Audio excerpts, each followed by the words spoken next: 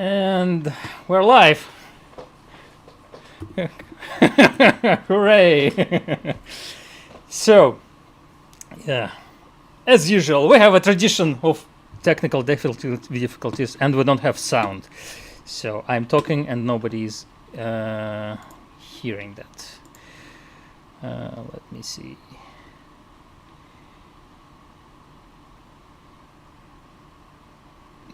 There is some sound. Okay. Okay. On your side. Wow. This is just perfect because my system shows that there should be no sound. Let me see. So let's ask our listeners, is there sound? Please write there should be sound on my side. Now let me fix the sound on your side as well. Pasha, say something. 1, 2, 3, 4, 5. Okay. Just a moment.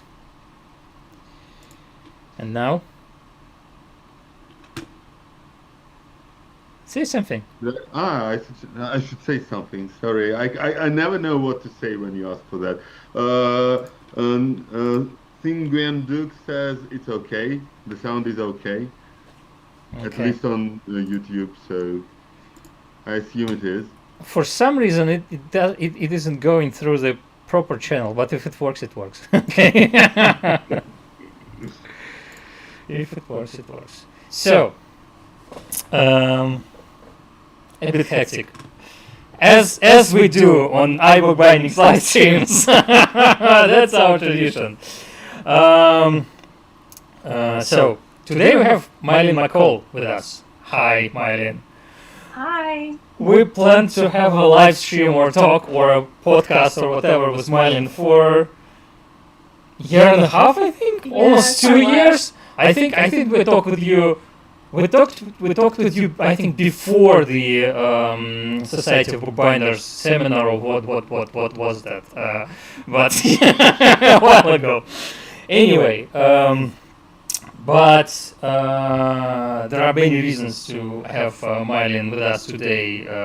One of them is Mylyn's own work with bindings, making books, and the other is the project Bound by Veterans, which we wanted to discuss for quite some time because it's an interesting initiative, and I'm sure there will be some people among our viewers who are interested to learn more about it. But I'm sure we will talk about many other things as well.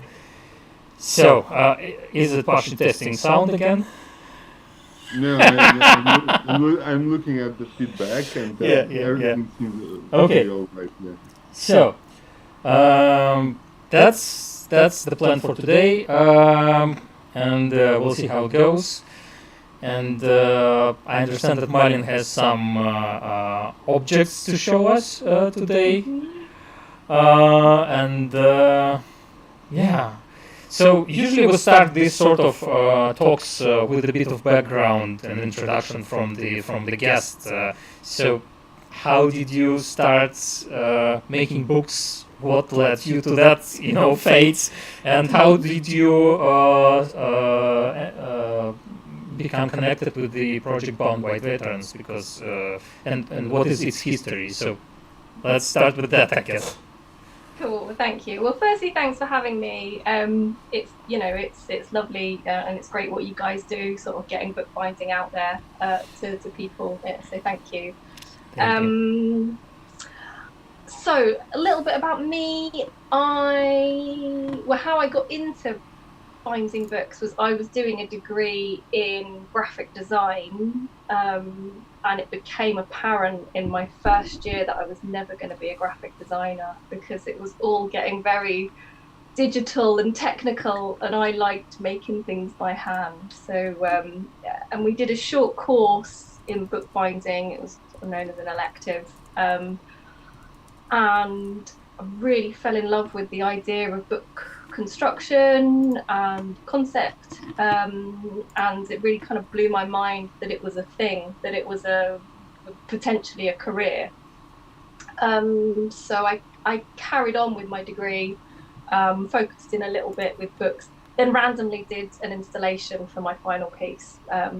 Just kind of kept just being creative. But when I graduated, I went and did some courses at City Lit.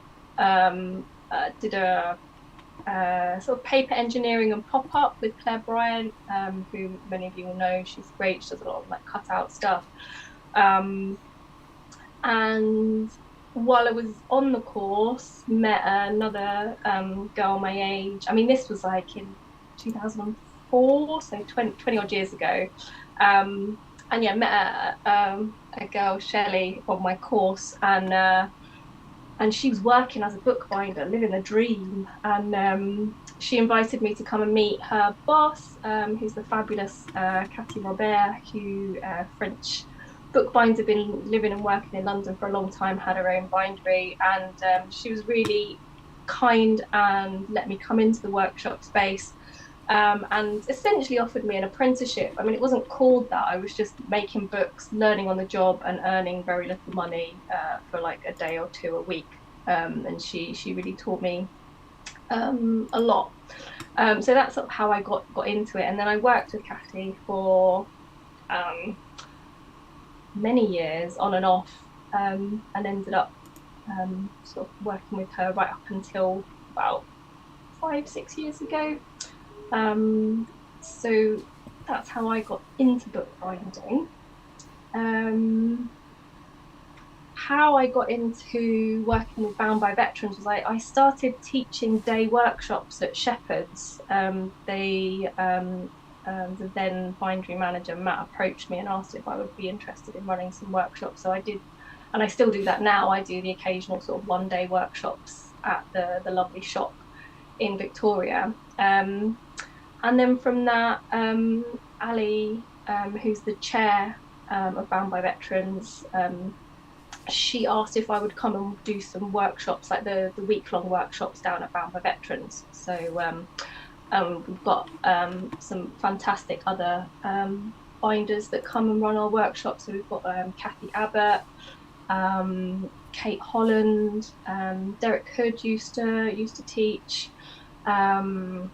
Who else? We've got Tracy Rowledge coming. We've just had Flora Ginn. We've got Dominic Riley coming up. So it's amazing that the kind of binders that we managed to get to come and teach at Bound by Veterans. So it was a real privilege to be asked. And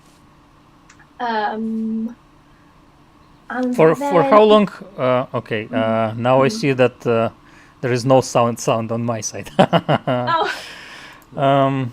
For how long? And it's a question to our viewers. If there still is echo on my side, please tell us. For how long does the project exist? I mean, Bound by Veterans. Yes. And also, I'm sorry. Another question: why is it where it is? Why Wiltshire? I have my hypothesis, because Salisbury Plains are pretty not that far. Maybe that's the reason. Yeah, so really good point. So I mean, Wiltshire. So it's in Wiltshire, and it's a very military-heavy area around here. And we also have a rehabilitation centre, so a military rehab centre called Tedworth House, which is not that far from here, which we run our sort of taster sessions, our sort of intro sessions at the recovery centre. It used to be Help for Heroes, but it's now reverted back to MOD. And the charity was set up by Rob Shepherd of Shepherd's, and Jonathan Powell, who is currently the treasurer of Bound by Veterans. I think about 13 years ago, they managed to get a space down here. So we've got the training workshop of Bound by Veterans is one half of a building. The other half is Shepherd's bindery space. So they've got the bindery space in London, but they've also got a production space down here. So Shepherd's is very closely affiliated to Bound by Veterans. So Jonathan has been bindery manager in the Wiltshire branch for a long time, and sort of having a very strong influence on the training workshop next door. And it came about, I think, because Jonathan is ex-military and got into bookbinding, and he knew Rob, and they talked about the real kind of restorative powers of bookbinding, and how you can really kind of lose yourself in bookbinding.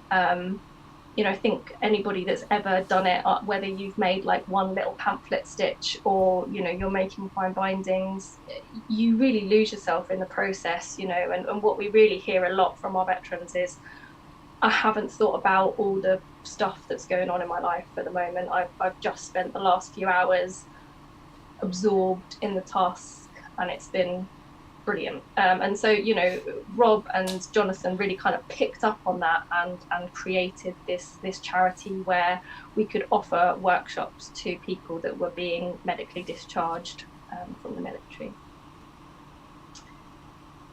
Yeah. Pasha, I guess I will have to rely a bit more on your questions this time, because I have some issues with sound on my side and some technical issues as well.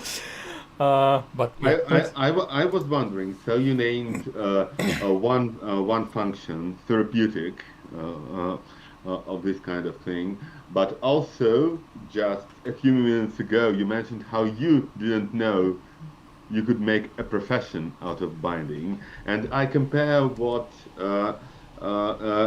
you do with what a similar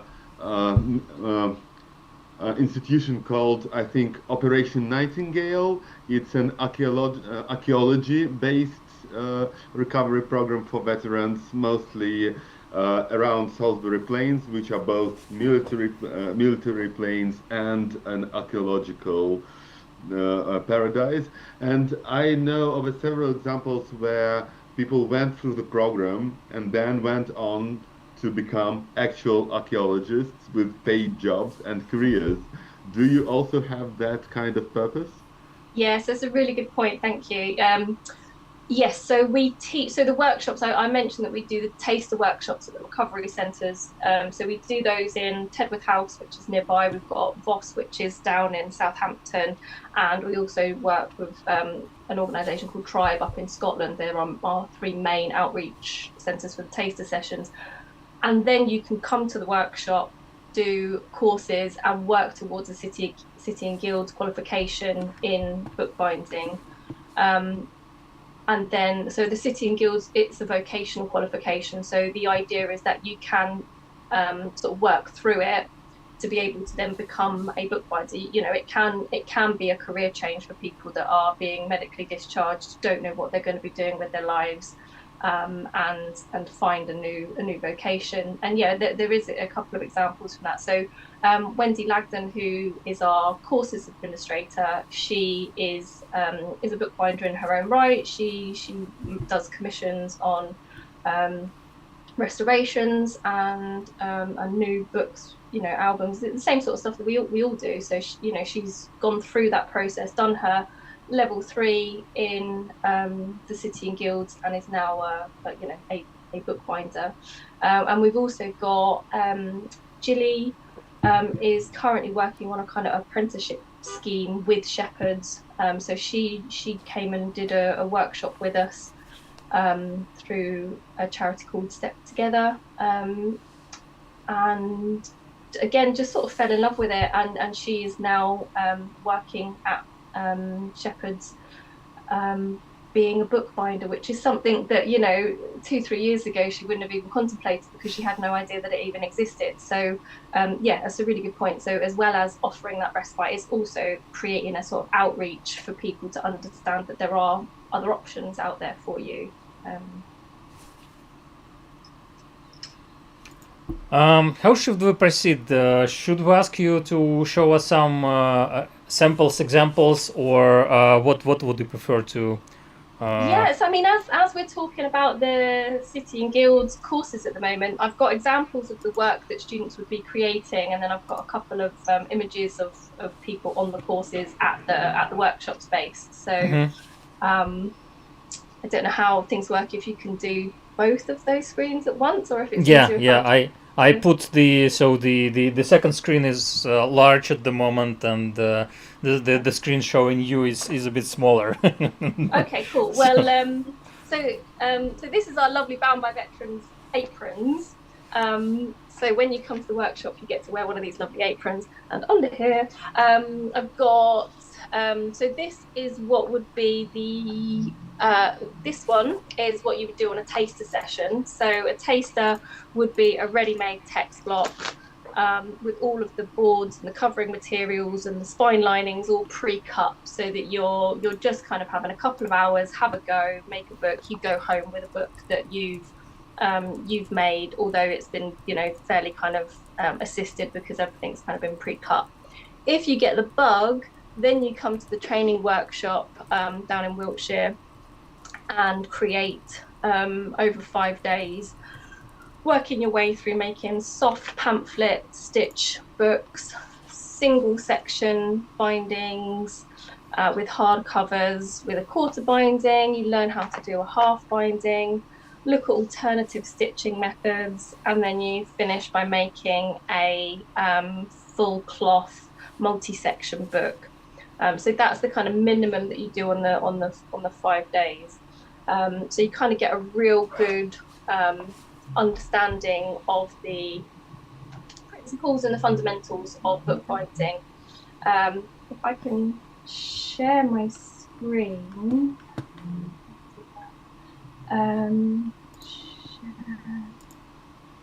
Can you see that screen? Can you see that image?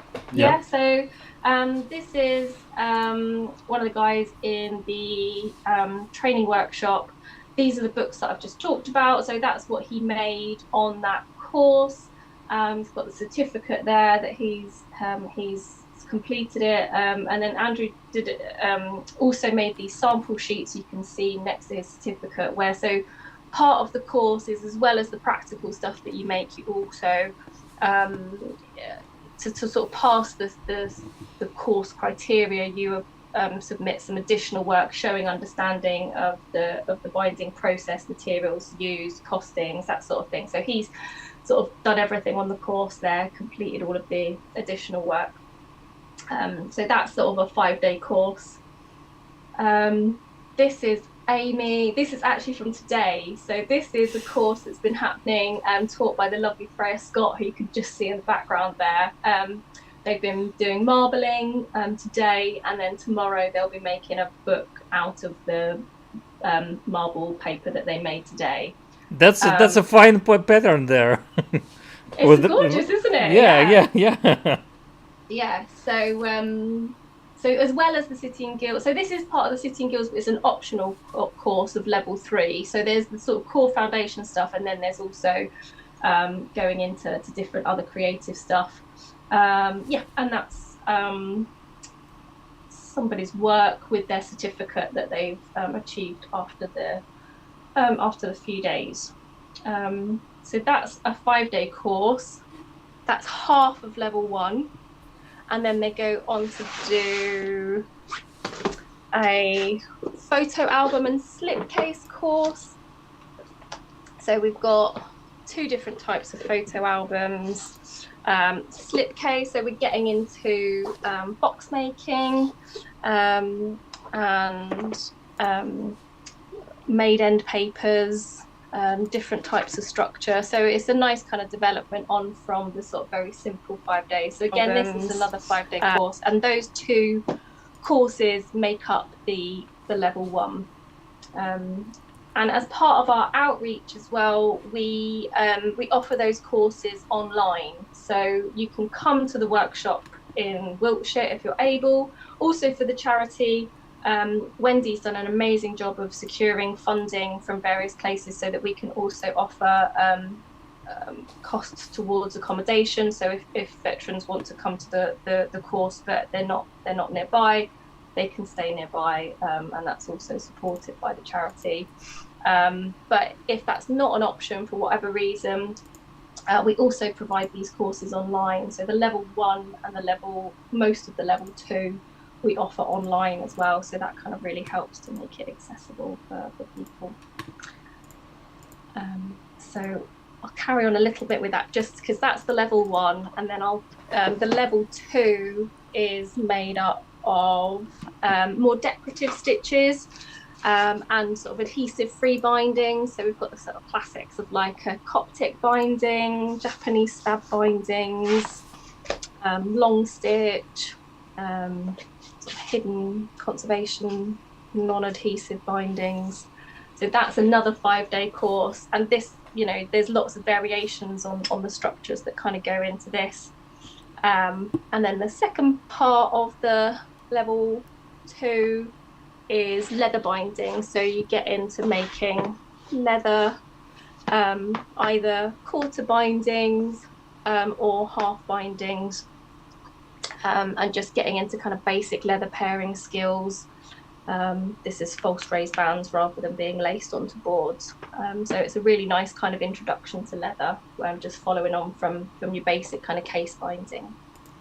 I think we never discussed this with any of our guests, but you showing all these samples right now reminded me of the time when I was teaching bookbinding on a weekly basis, and I remember that at some moment I gathered something like two shelves of samples and books made by myself during these classes. And what do you do with all of them? Good question. Let me do another little screen share. Okay,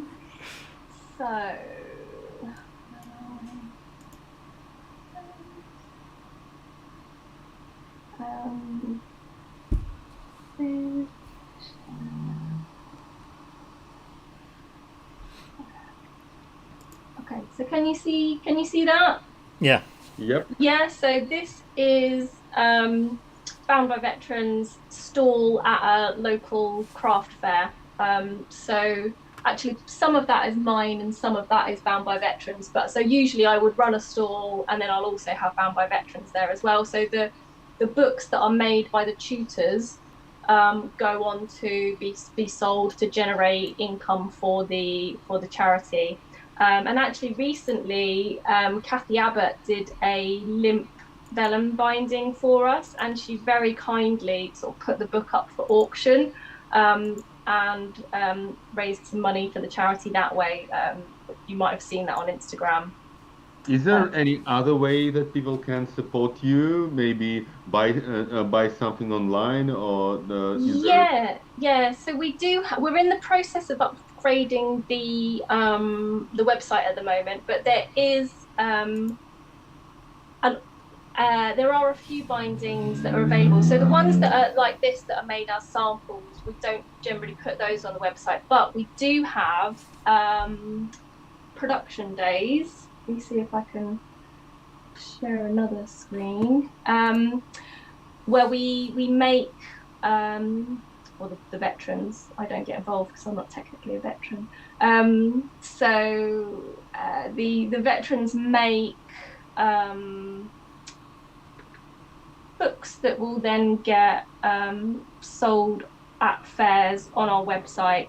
We have a event coming up in August,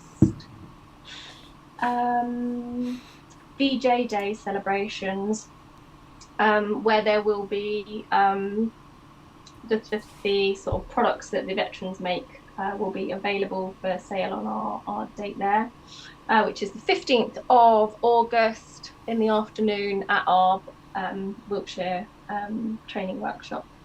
But so this is so we have students come in and do production days in the training workshop. This is a bunch of guys that were making these case-bound books. This was actually for a specific project. So this was a commission from I believe it was the Leather Sellers. No, it was Stationers Hall, the Stationers Guild, who were commissioned the veterans to make a series of books. So that is an option. This was one for the Leather Sellers. And this kind of binding we do have, so it's called the Explorer Notebook. That was an initiative set up by Rob many years ago, that books made excuse me, made by the veterans as as a way of generating income. So it's using the skills that they've learned on the courses to create products. This was last week or the week before, where we've been making some bunting for the event that I just mentioned. So this is some book cloth that we've cut up into strips and just made into bunting so that we can have a lovely bit of decoration for the day. This is our training workshop, and that is Claire, Alessa, Wendy and Jilly, who've been making some meters and meters of bunting, so it's going to look great. And this was another production day. That's Stefan and Wendy making stuff in the workshop that will be sold at the event, at workshops. Sorry, not workshops, at like craft days. There was an event in the Stationers Hall recently. So we do try and get ourselves out there now and again for events where we're generating information, and any sort of additional income comes in being sold by the books that the veterans are making. That's Sam being chuffed with his bit of blocking that he just did on his Explorer notebook. So yeah, the bindery space is fully equipped with workbenches, presses, sewing frames, blocking machine, lay-in presses, finishing presses, board chopper. So it's a really nice kind of really good functional bindery space that people can come and learn, like using the proper kit and equipment. I like the green iron there. Yeah, so yes, all the weights have been painted green, the tools have been painted green. Jonathan, I think, did that years ago as a really nice kind of Bound by Veterans branding process, and it's nice because we know what's ours. I should probably plug one of our earlier talks with Peter Garrity from a while ago, because Peter has most of his heavy tools painted in different bright colors, like cast iron presses and stuff like that. He has in reds and greens and yellows, and they also have names. So if anyone is interested, look for our talks with Peter Garrity. They are insightful and educational on their own right, But this part is also quite interesting. The workshop tour with Peter Garrity. I wanted to also to say that it would have been a nice opportunity to come and visit you on the 15th of August, but unfortunately or luckily, my wife's due date is 15th of August, so probably not smart for me to not smart for me to schedule anything for August at all. And I also wanted to use this pause because today's live stream was a bit more hectic, or at least the beginning of the live stream was a bit more hectic than usual. I forgot to to say my traditional mantra about reading the description of the video, because there are some useful links over there. There is a link to Mylyn's Instagram account. There is also a link to Bound by Veterans Instagram account and the website. So if you are interested and if you want to see more, photos and get more information and information about classes, I guess, and the events, you can go there and check out the information there on the website or on Instagram. And of course, subscribe. Please subscribe. And that includes our social accounts as well. So yeah. One thing I forgot. Important thing. We ask all our viewers every time to post from where they join us. We know from where Timothy is joining us. It's from Vietnam. But what about some other viewers? That would be nice to know. At least country, or maybe even the town or city from where they are watching this live stream. It's always fun to know the geography of the live stream.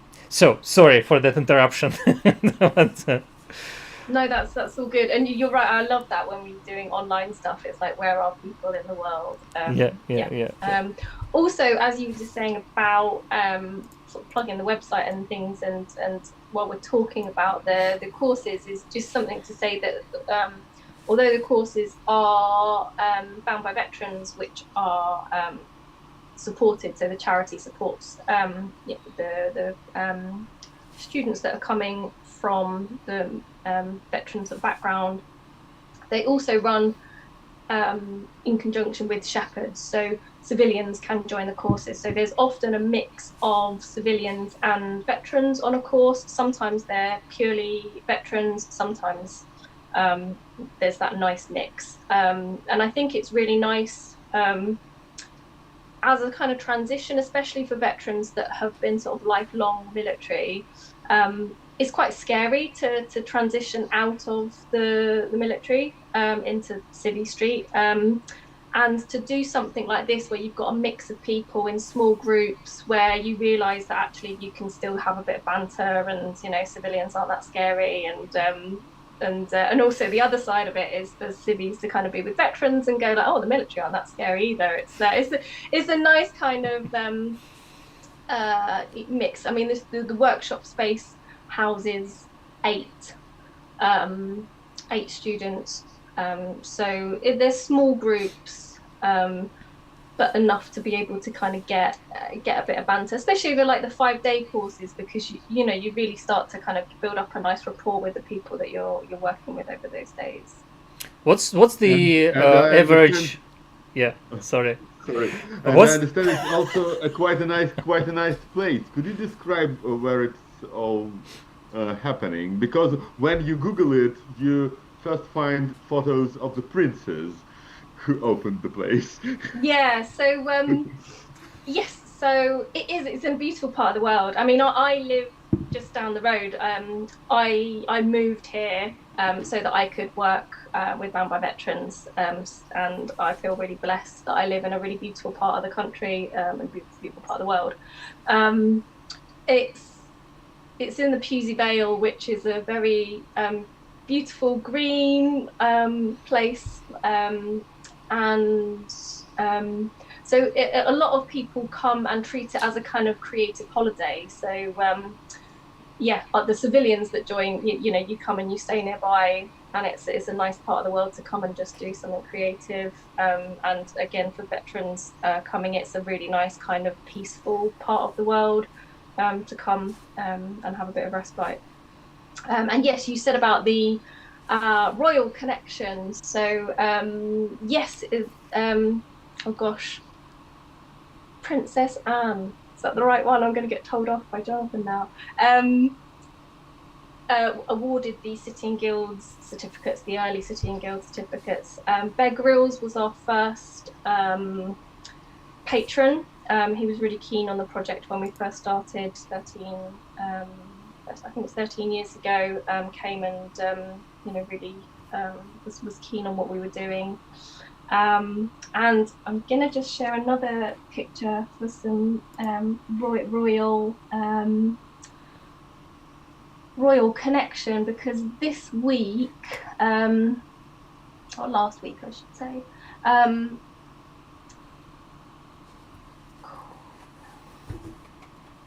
we had Bound by Veterans was in contact with Queen Camilla.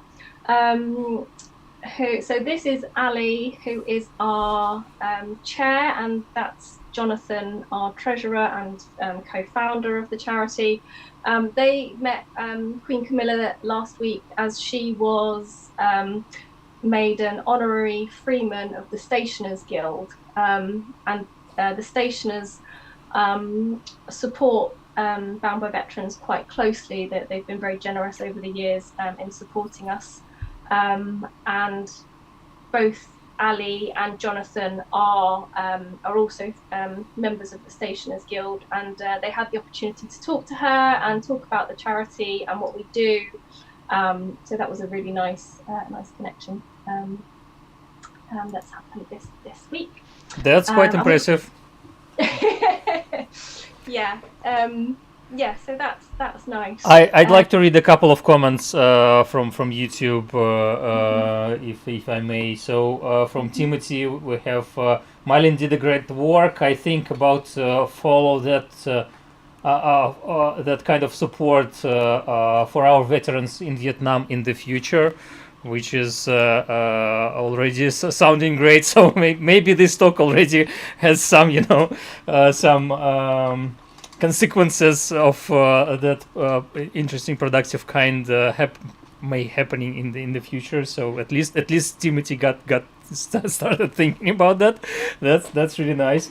We have Claire Morrison. Hello from Essex. I'm a civilian but have enjoyed courses at the barn with Bound by Veterans. And Hugo Glazer. Hello from Cornwall. So besides Vietnam today, it's mostly UK. So maybe somebody else is there lurking, but not sharing their connection location. At least for now. So. Yeah, I think I heard about the similar program with bookbinding in Ukraine. I think I heard something about that last year or something. I'm not sure.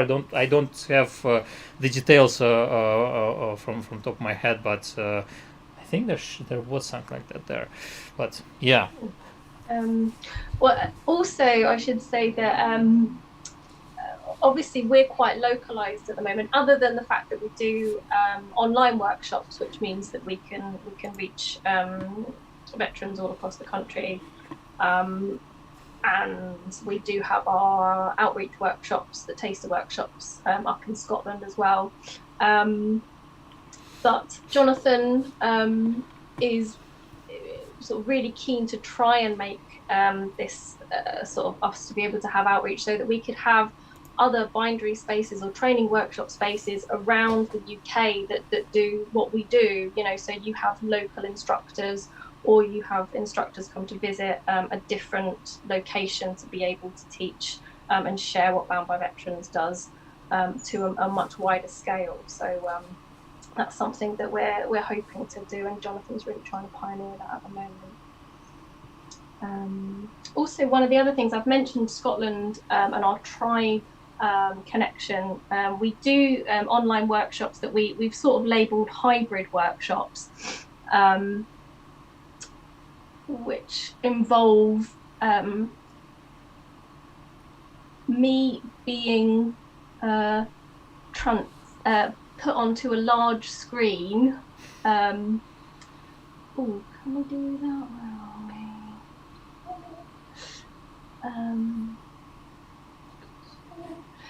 So that is what we call one of the hybrid sessions. So that's me on a big screen teaching the workshop on Zoom, and everyone else is in a room together, like in a hall, making and following along. So Jerry, who's right in front of the screen there, she is sort of Tribe Scotland. She's an independent charity that does creative workshops for veterans up in Scotland. She's amazing. She travels all around to different venues offering creative workshops, and we've been working really closely with them for the last few years, and doing these online sessions, so that it creates a sense of community. People can come together into a workshop space but still be taught remotely. So those have been really effective. What else have we got on here? So this is the kind of kit that gets sent out to people for the online workshop. So I try and always send a bit of a selection of materials, and all the bits and pieces. This is Jess and Susie have been making photo albums on that workshop, looking very proud of the books that they made.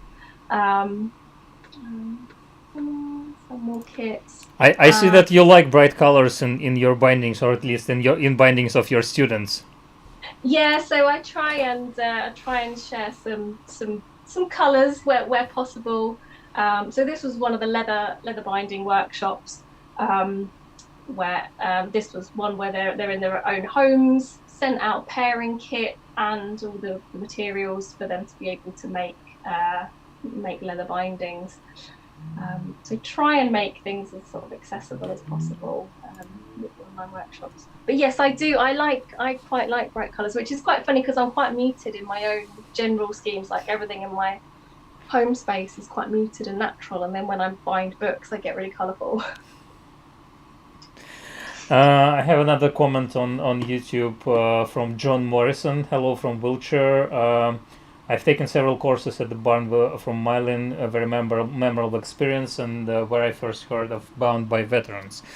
Well, nice to have you here, John. But also, I mentioned this Ukrainian program I heard about. But do you have any connection with any other programs for veterans in other countries? Because I think there is also a program in the US related to bookbinding to veterans. I think I saw some information about paper making program for the veterans in the US, and they also make paper from discarded uniforms, which is also an interesting concept and idea. So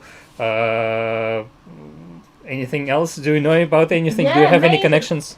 No, and actually that's something that, as I said, Jonathan is trying to sort of really pioneer kind of outreach for us, and that's something that I mean, as a charity, I actually have a paid role that is sponsored by the stationers, which is to manage the workshop space, to create the online workshops, to get kits out to people, and I do like 1 day a week as a paid role.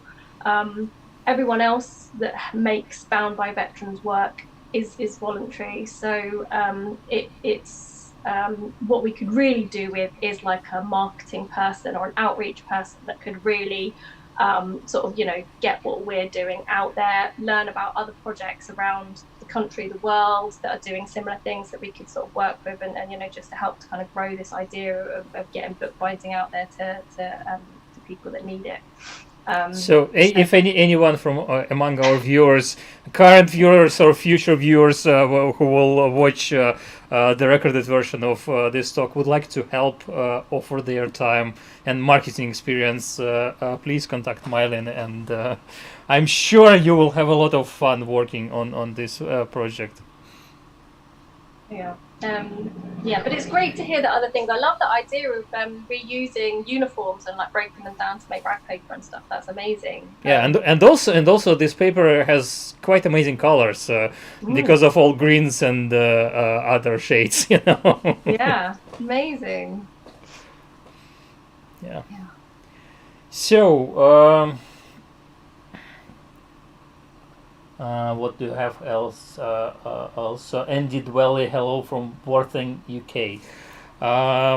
As I said, mostly UK today. I have a question, sir. Okay.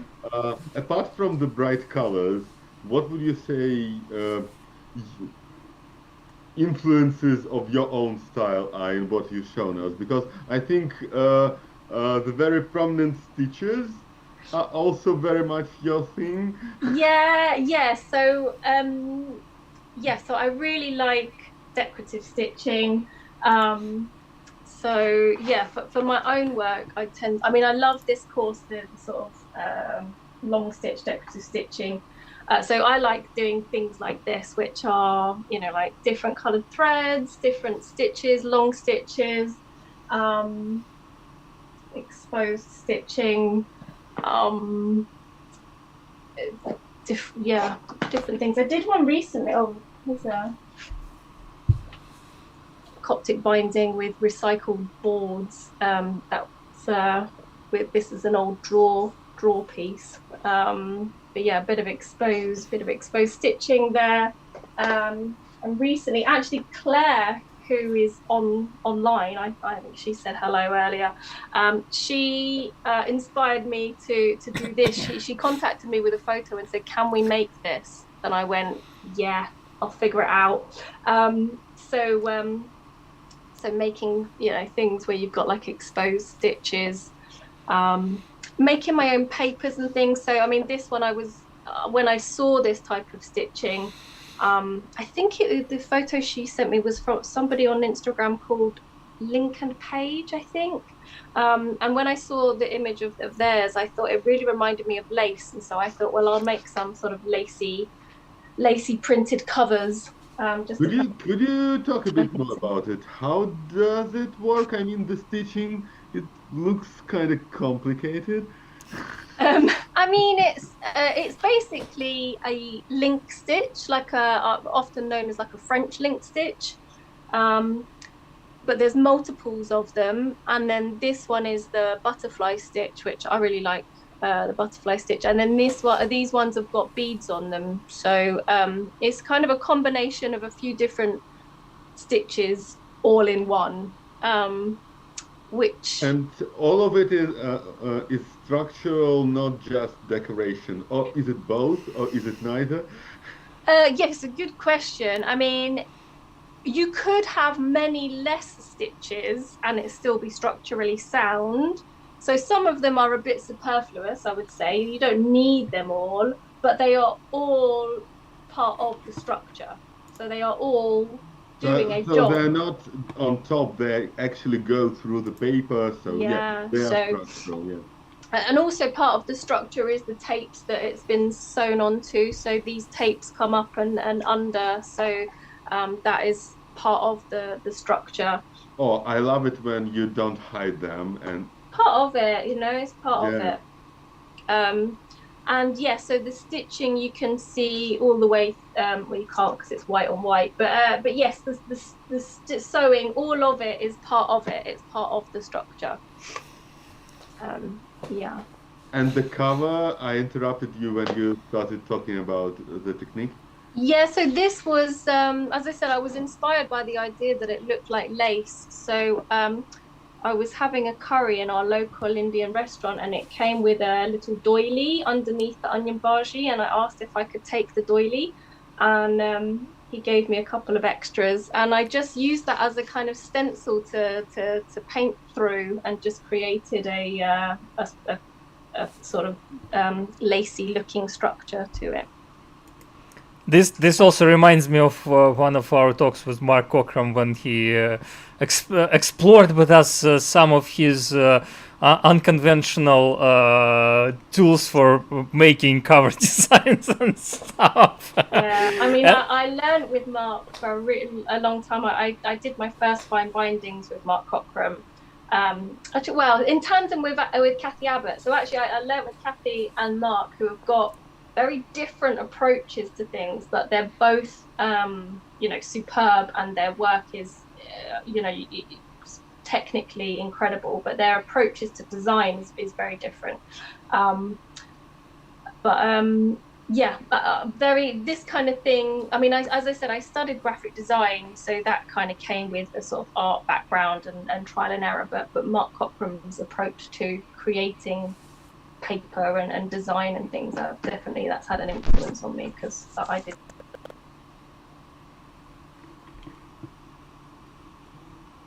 tuition.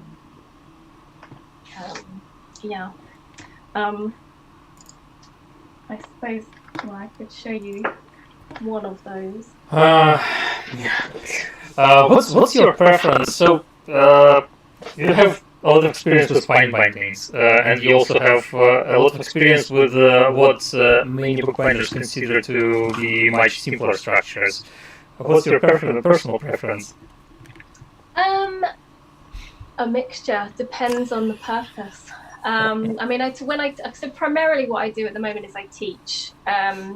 So I make things as teaching aids or as inspiration. So as I said, somebody said, "Can we make this?" I was like, "Yeah." That was my next question. Do you even have time for personal projects or projects besides teaching? Because when I was teaching, I almost didn't have any time for anything else. Now I'm making tools. I still don't have time for bookbinding. I think I made like 3 books in 7 years or something, which is egregious, you know. I hate it, and I want to make more, but I just don't have time. Yeah, exactly that, actually. So, I mean, I do like fine binding, and I love the design process of it. It suits my design background and my, kind of creative pull, and I love structure. So I think one of the things, your sort of original question is, do I like sort of simple structures or more fine binding? I like incorporating structure for a purpose. Pavel, you said, is that structural or is it purely decorative? I really like if the design of something is relevant, which is one of the things I really like about design bindings, is that you read a book, you understand the concept, or you understand the story, and then you create a concept that's going to sort of show that on the outside, and that everything then has to be relevant. You can't just say I'm going to use a blue thread. Well, why are you using a blue thread? How does that tie in with the concept? I've got one of my old bindings here. This was a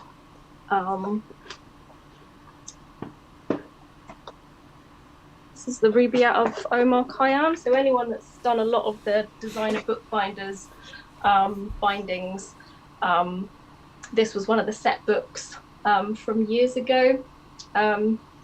So first point was I looked at this, read some of the story and tried to understand things. So Rubaiyat means 4 lines. It's a book that's made up of 4-line stanzas. This was the kind of color scheme of the images that were in there. So I used these kind of color schemes as a point of reference, and the 4 lines as a point of reference. I felt like there was quite too much in the actual story for me to take on board to try and communicate. I didn't feel completely inspired by that kind of point of the content. So I took the idea of the 4 lines of it and the color scheme that was already there within the pages to create something that was made up of 4 lines and some. There's some tooling on the cover as well. So, yeah, you can just about see the gold on there. 4 lines, and the title I have put on there as well is also in 4 lines. And then there's these what we call sort of flying bands, which are 4 of them as well. 4 lines. You've got the 4 lines on the back, so the pattern kind of continues. And they're all made up of different things. So we've got sort of inlays of leather, coiled leather, stone, dyed paper, dyed leather, just a kind of mix media, I guess is what you'd call it, of just things that kind of I found inspired. Then I've got little headbands with, again, like little can you see, where's my camera? Little tie down, so it's a leather end band but with tie downs. So there's 4 tie downs on there, again just keeping in with that. It's quite simple, just a repetition of the concept that I went with. Like Beethoven, ta-da-da-da. just keep it simple. I think that's one of the other things that comes when you've done design is, you can have all these ideas and you can, sketch and have all these like ideas of what you're kind of getting, and then you just have to really strip it back to what's going to work, like, and that's personal, what's going to work for me.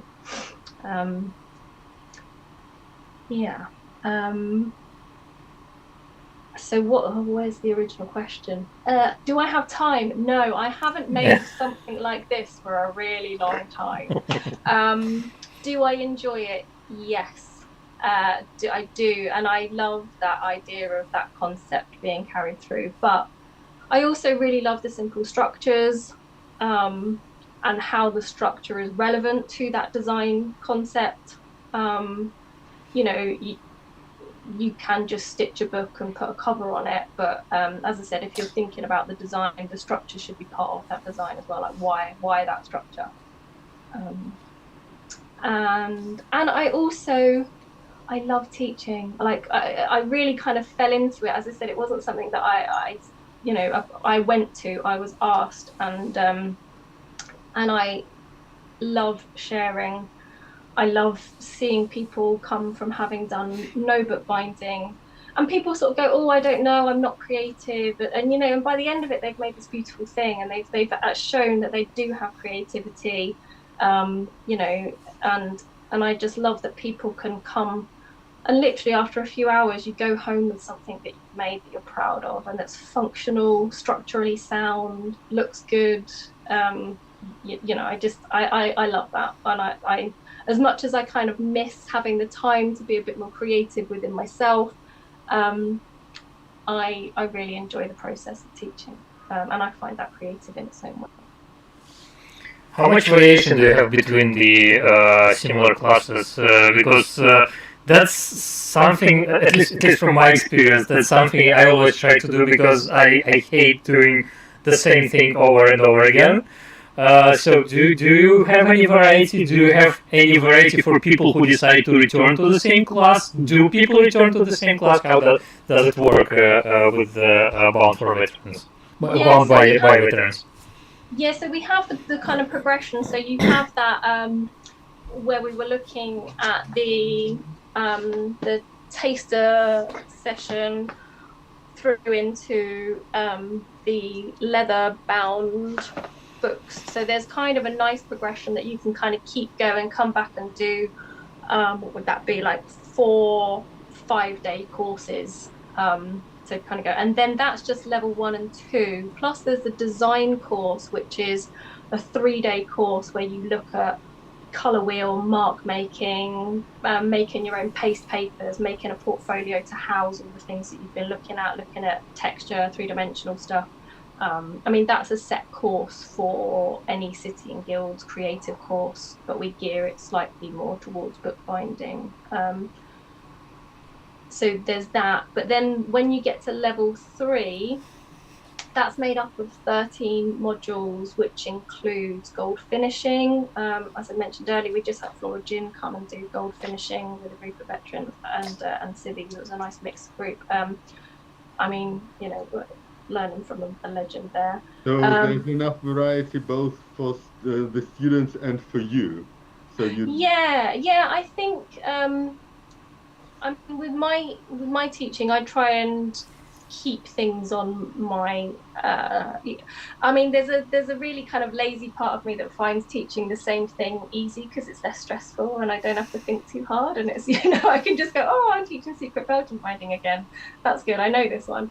But it's nice to kind of push myself when different structures, and I also try and think, okay, well, I've got a group of students who have done multi-section bindings now. They're really comfortable with that.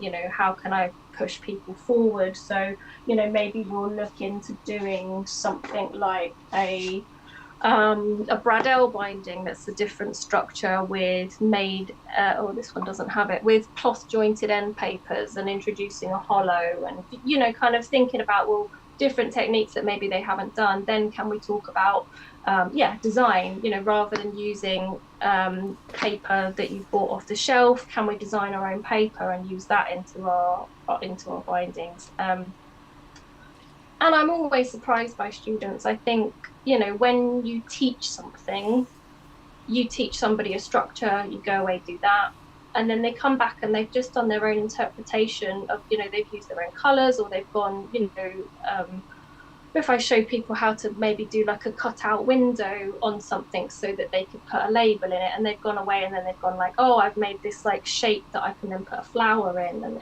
you know, and I just think, oh, I wouldn't have thought of that. I just, you know, I think when you're teaching people, it kind of keeps you on your toes because people have their own flair and creativity and questions and things where, you know, people go, oh, well, if I do this, can I then do that? And you're like, oh, I've never thought of that. Yeah, let's make it happen.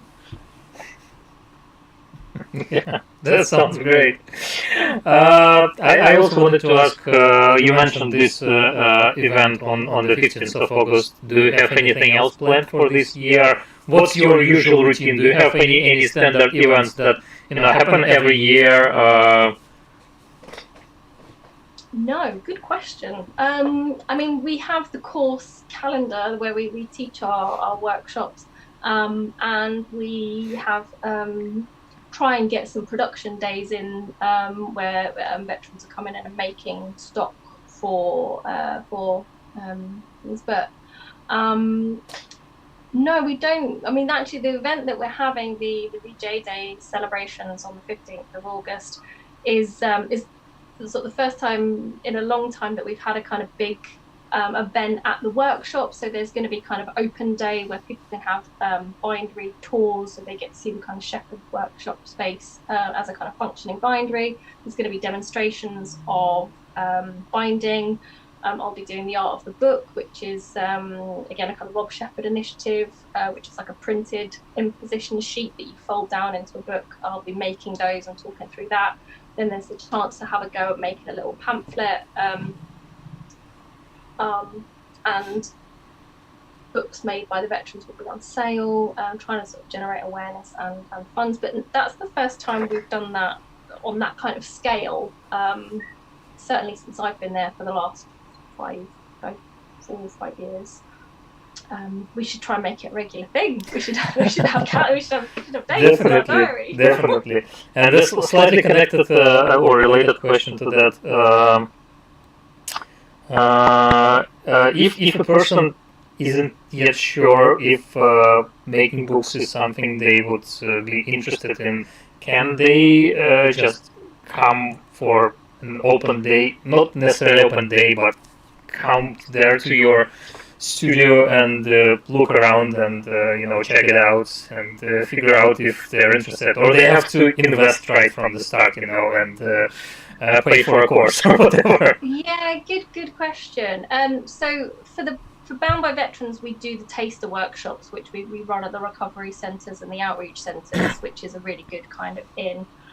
For your general public, I think we try and do sort of one-day courses as well. So in Shepherd's in London, we do the one-day workshops that then sort of feed nicely onto doing a 5-day if you do feel like you've got the bug. I do things online, so I do, like, personally I run online workshops that are maybe like a half-day or a full-day workshop that you can maybe see. But again, you kind of would need to have some basic tools to be able to do that, so you would have had to have invested a little bit. I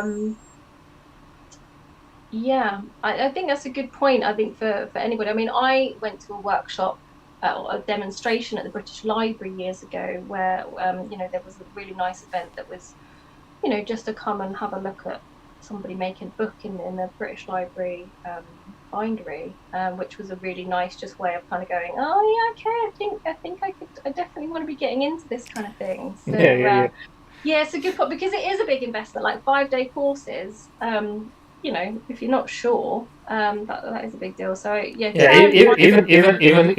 if you are not paying for the course, it's still investment of your time and your emotional investment, investment of your thought, like everything. That's quite a lot.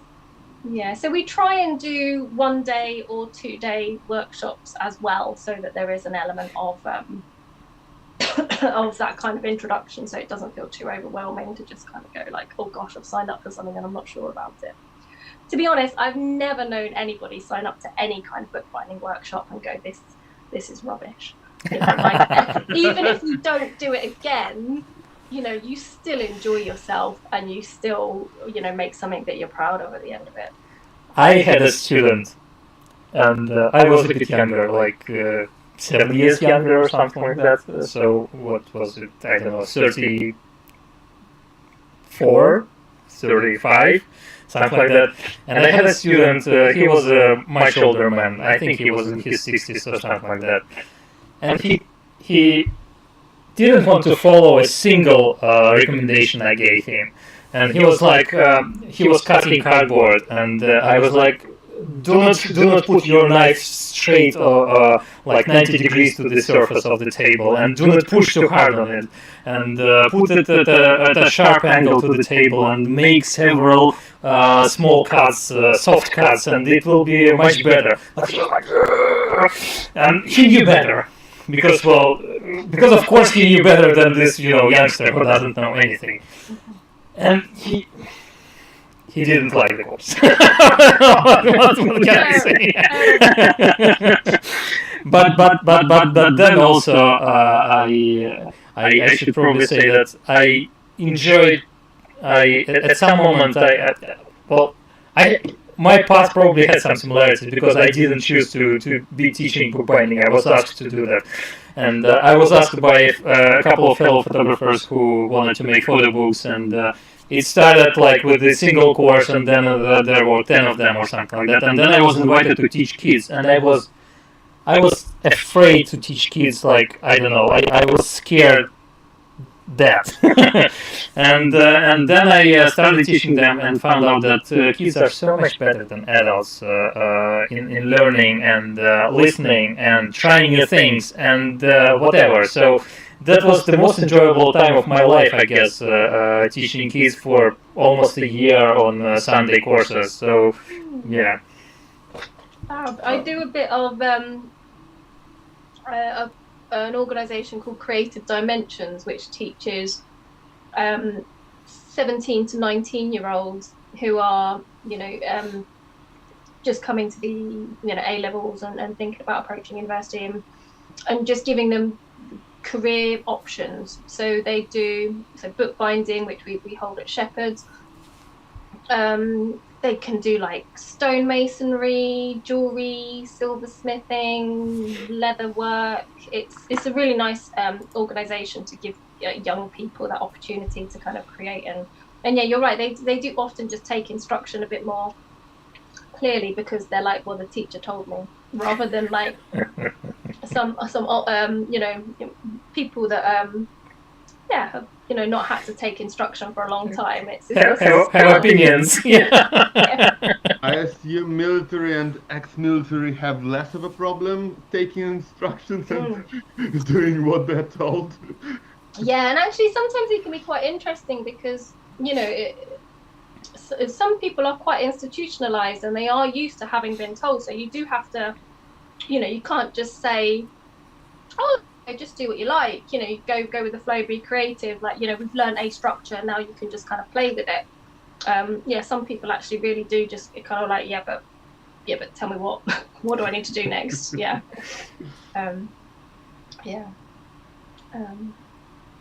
But it can also be problematic with kids. I used to be a teacher for a few years, and I remember there are two types of kids. Most of them, when you say experiment, come up with your own ideas, they freeze, because that's what school does to most kids. Like, do what I say, step to the left, step to the right, you're dead. But there are some kids who flourish in these conditions. Like, you only need to give them basic instructions and then they come up with new ones. Yeah, and it's interesting that kind of school structure. It's like, you learn to be able to then be tested for an exam rather than to show your creativity. Yeah, that as well. So, we didn't have any questions, I think, from the audience. We had some comments, some nice comments from the audience today.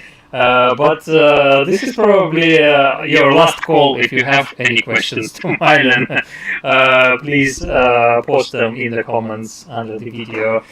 But other than that, I think we covered most of the things we wanted to discuss today. I have one more question, because you said that you don't have time for making your own bindings, and yet you are recording this from home, and what's behind you is clearly not just any old thing, is it? Could you tell us about your setup? Yeah.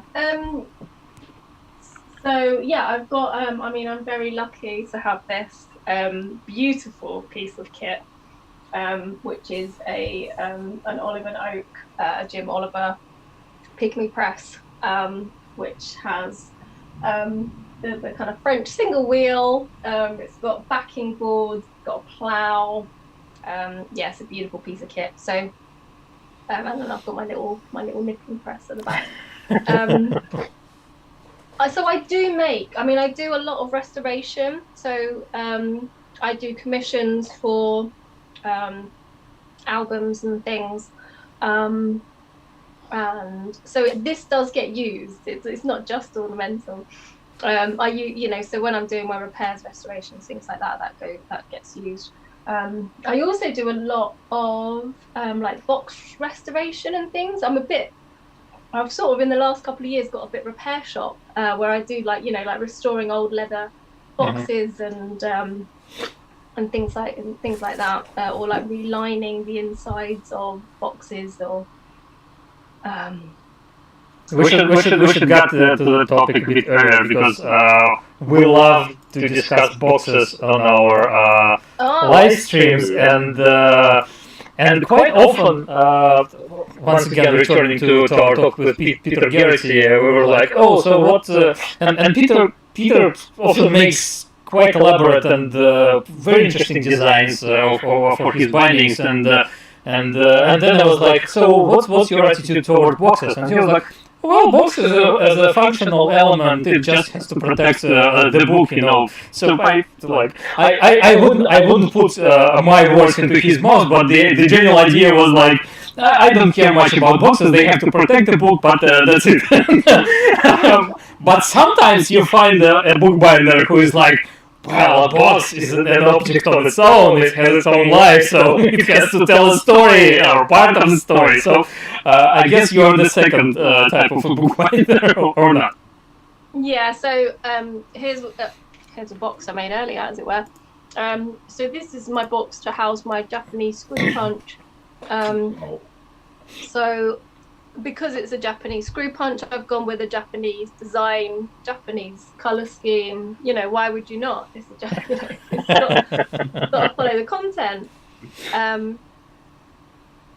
So making sort of compartments to house things as well is something I really enjoy doing. And that's something I got into working with Cathy Robert years ago. We used to make boxes for jewelry, so for like designers, like we did some stuff for Anish Kapoor and Mark Quinn that did like limited edition jewelry, and we made sort of leather boxes with suede inlays for housing those bits of jewelry, where we would do things like this, like make little compartments that housed the object that was going in them. So yeah, definitely really, I mean, I call myself a bookbinder and a box maker. And I've probably made more boxes in my career than I have made books, I would say, actually.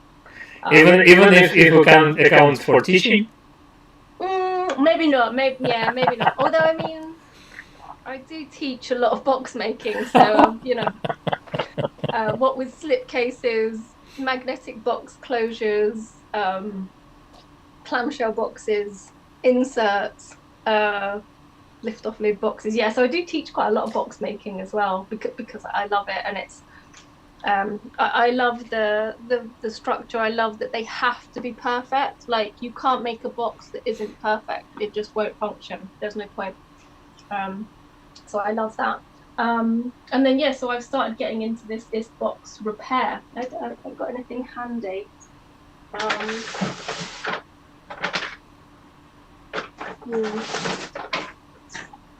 The only thing I've got, here. So this one's not so much of a repair, but this tray that's going inside a box, these were missing. These little tabs were missing, so I've just reconstructed those out of leather and then tooled them so that they've got that little design that was in the original. So the rest of this one is quite nice and straightforward, but those needed to be completely reconstructed. So that was fun. And then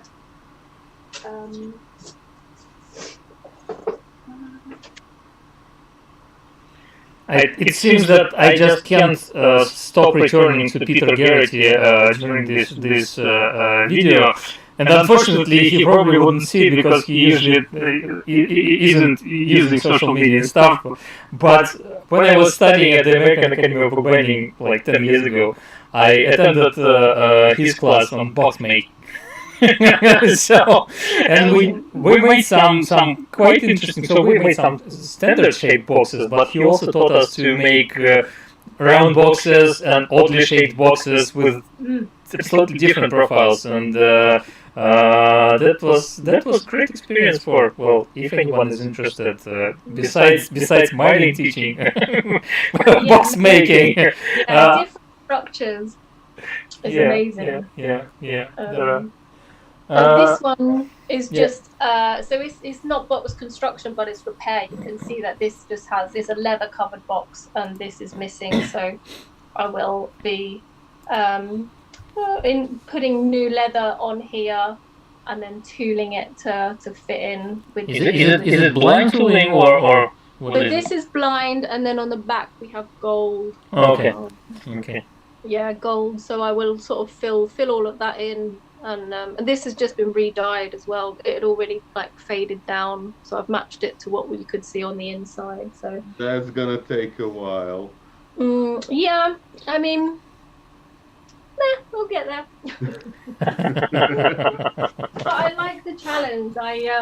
You know, it's one of those things again, like when my client comes to me and is like, "Can you do this?" I'm like, I mean, I've not done it before, but yes. I mean, I'm sure we can find a solution. And I just really love that challenge of going, okay, well, how am I going to get around this? That's maybe it's a bit more personal question because it's related to money.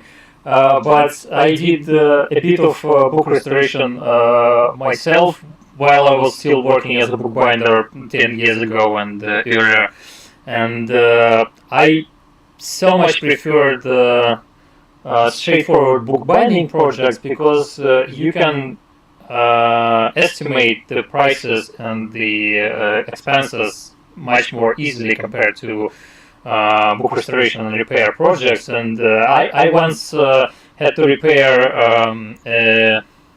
an antique Talmud for a rabbi, and we agreed upon a pretty like basic fee for the repair because I thought initially it would be like just how you call it in English, rebacking, changing the covers and fixing the but it ended up with me disassembling the book completely, washing some pages, restoring some missing parts and stuff, and I spent something like 120 hours on that, and I ended up not charging anything because it was late for me to renegotiate, but at the same time I wasn't ready to charge $100 for the amount of work I've done.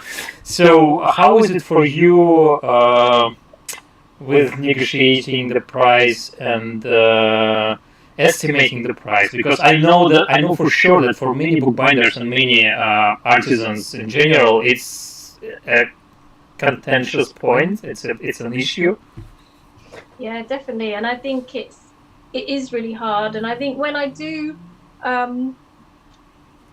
gauge like for a restoration project, I mean, when I give a quote, I would usually give a bracketed quote. So it's, between this and that, the estimated work that will be carried out would be this, and I would put, maybe resewing, regarding things like that. That will take you to the top end of the thing.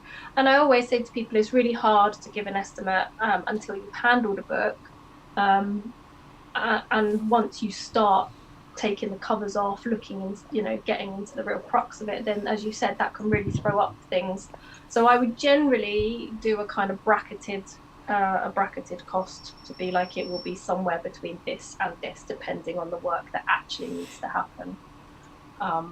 I mean, some people are like, yeah, just tell me a number. But I think most people, especially things like the repair shop and that now, people are really understanding a bit more about the work that goes into things. And so generally they're quite happy for that. I mean, a good lesson as well is, like try not to undercut yourself, like try and, and then things like that will come with experience where, if it is a general reback with maybe just with a bit of sewing, how quickly you work, keep a tab on it, so I still now when I do a restoration, I will keep tabs on the hours that I've spent on it, and then at the end of it I can work out how much I earned per hour, and then if that seems like massively under what I should be getting, then I can just think, okay, well, next time I need to up it a little bit more because things are taking.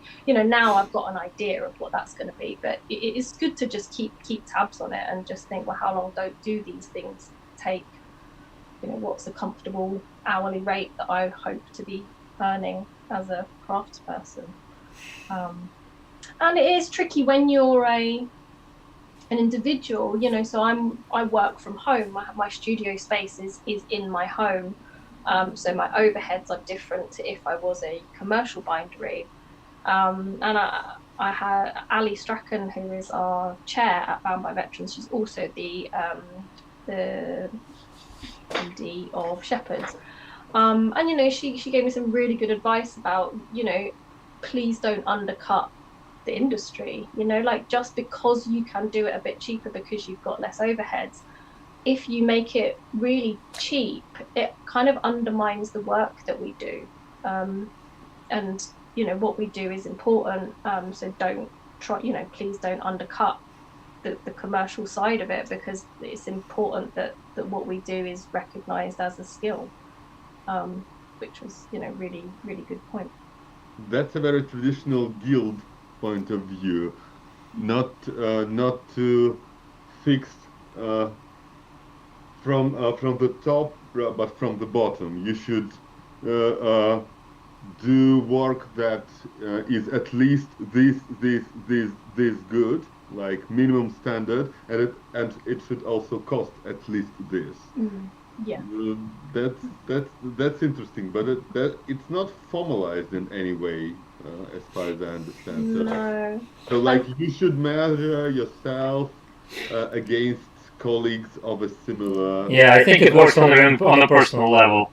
Yeah, and obviously some people, I find a lot as well with kind of one-man band bookbinders who do things like restoration and repair. They're not necessarily sort of classically trained, as it were. They've just kind of learned, and they do an okay job at repairing a book. And they kind of have that element of like, oh, but it's just little old me doing a book, so I don't want to charge too much because I don't think I should, because, you know, which is kind of fine, and that's a very personal approach, but it does have an impact on what people think the worth of our trade and skills are, which is, you know, even down to like, you know, if you see books being made in sold at craft fairs, and you know, when they've got a low price on them, it makes our jobs seem, you know, easy, and it's not always. And also with some designer bindings, sometimes I find when people no longer produce them in any sort of numbers and sell them every now and then and don't want to make a career out of it anymore, they sometimes put too low a price, I'd say. Like, I see a book and it says it costs like 300 pounds, and I know how many hours it took to make. It just makes no sense. It just shouldn't cost that. Yeah, and I think when you're talking about fine binding, and we're talking, you know, hours, hundreds of hours to make something, you know, you're sanding for however many hours, you know, let alone anything else. They're pieces of art, and they should be sort of considered in that it's a craft. We've got a skilled craft, but it's also in a kind of like artist's realm as well. So, you know, when you think of other pieces of artwork get sold for a certain amount, and I think, yeah, we know how many hours it takes to create those masterpieces, and not only the level of hours that it took to make that one object, but also the skills that got you to the point that you could. So the hours of learning, the hours of, like, you know, 20 years behind you to be able to do that level of work is something that, you know, it somehow has to get factored in. And actually that's part of the City and Guilds. We do like a costing sheet. So for level 1 and level 2, it's quite basic, you know, like the materials cost this much, it, you know, roughly how long do you think it might take you, what might you sell that book at, because it's really important to learn those kind of things and start thinking, well, how long did it take me? I say to my students, like, you know, when you're practicing, you're going to start folding sections. How long did it take you to fold those sections? Check the clock. How long did it take you to sew those sections? You know, check the clock, so that you've got an idea, because otherwise you don't know. And obviously that's going to get quicker and quicker, but just so that you've got an idea. But we recently had a day at the workshop where we had some of our level 3 students come in, and Jonathan did a sort of day's workshop with them, just going through costing. looking at the bindings that they've been making on their level 3 courses and going into a bit more in depth about the idea of costing, because it's really important. And as you said, it's not standardized. We don't really get taught that. People are charging different prices for the same thing. So I think that's the City and Guilds sort of does have an element of trying to bring that in. Unionize. All right. So Timothy wrote during the moment you showed us the Japanese punch box. He wrote that is a beautiful box, and I'm sure we all agree with that. John Morrison wrote love making boxes for random things. That can be an interesting creative project for anybody to make a box for just some exactly a random thing. One of my students, Claire, I think she's here, she made some for some salad utensils. She bought these beautiful like ceramic handmade salad utensils, and she wanted to make a beautiful box to house them. Make a box for a random thing. And it could be a quite challenging creative project to create shapes for the strange objects. So that's also a challenging bookbinding and boxmaking project. It's not so straightforward. Not that box making and precise box making is absolutely straightforward. there are a lot of challenges there. Claire Morrison wrote salad servers. Very good, yeah. Hugo Glazer wrote, have you ever wished you could teach in another country? That's an interesting question. Did you ever teach in another country? No, I haven't. Have I? Well, if we're not counting the countries that are in the United Kingdom. yeah. No, well, I have. No, I haven't done it. Would I actually was in conversation with a lovely chap about teaching abroad before lockdown, but then lockdown happened and things did not happen. But no, I mean, I have taught people from different countries on Zoom. So I've had students in America, India, Spain, Netherlands. So I have taught people abroad in that respect, but online I've not physically been and taught anybody. Yeah, still a good question. Yeah, so I guess we covered most of the things. There is one question I want to ask you, Mylyn, when we stop the stream. But I guess it's related to our future, live streams and talks. But I think that's mostly it for today. Pasha, if you have any more questions, you can ask them or it. But again, I invite our viewers to check the links in the description of the video, the links to Bound by Veterans website and Instagram account, Mylyn's Instagram account, and of course our Instagram account, or not only Instagram account but other social accounts as well.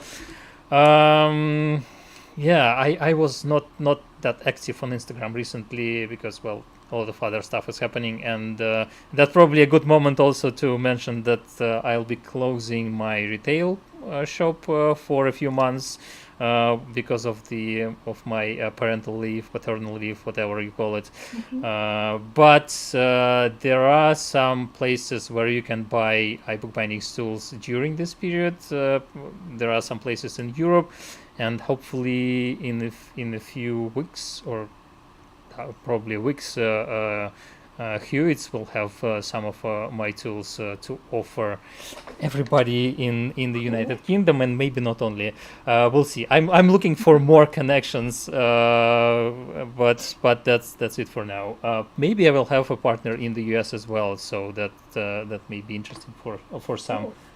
Can I just say thank you to you both for hosting me, for having the opportunity to talk about Bound by Veterans and what I do as well. And thank you to everybody, Claire, Hugo, and John, I think that sort of all contributed and asked questions. Thank you all for your time and energy. And yeah, thank you to everybody who's been tuning in. Really appreciate your time. Yeah, thank you for being with us today. And I hope I'll have a chance to visit the studio at some moment in the future. I don't know when. I definitely want to come. Claire Morrison also wrote, by the way, I like iBookBinding tools. I have your spacers and magnetic corners. I couldn't not read this comment. And with all that talks about boxes, do buy magnetic corners Yeah. with all kinds of shapes and colors. Yeah, it's currently the most popular tool I have in my shop. Even they even surpassed the corner cutting jigs that were always the most popular tools. But well, whatever. I'm happy with that. So thank you everyone for watching, for being with us today. Thank you if you're watching in the future the recorded version of this talk. It will stay with us, hopefully forever. And Mylyn, we hope to see you on our live stream again in the future to talk about maybe boxmaking and book restoration a bit more, because that's definitely something we covered a little bit today, but we can definitely cover more. So we'll stay here for like half a minute while the stream drops on both platforms, and then that's it for today. We don't have the next talk scheduled yet, because, well, once again, my wife's due date is 15th of August and we're not planning anything for now. We will probably plan it after the child is born and we have a better understanding of our schedule. So yeah. Good luck with the new arrival, Claire Morrison wrote. Thank you very much.